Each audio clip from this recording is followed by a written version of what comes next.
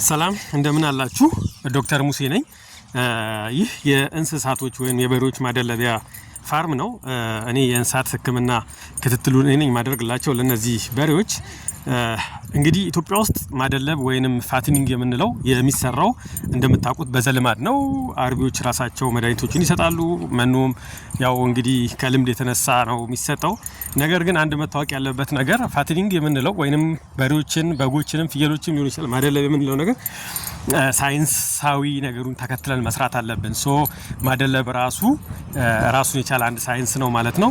ስለዚህ ለከብቶቻችን ስፔሲፊካሊ በደንብ እንዲደልቡልን ወይም እንዲወፍሩ ስንፈልግ የምንሰጣቸው መኖ በጣም ወሳኝ ቢሆንም ከመኖ ጎን ለጎን የሚደረግላቸው የሕክምና ክትትል በጣም ወሳኝ ነው ማለት ነው። የሚሰጣቸው ቪታሚን ዲዋርም የሚደረጉበት ታይም፣ እያንዳንዱ ችግር ወይም በሽታ ሲከሰት የምናደርገው ክትትል በጣም ወሳኝ ነው። ያ ታይሙን ጠብቆ ለምንፈልገው ጊዜ እንዲደርስ ማለት ነው እና ማደለብ ሳይንስ ነው የሚለውን ለማስጨበጥ ነው።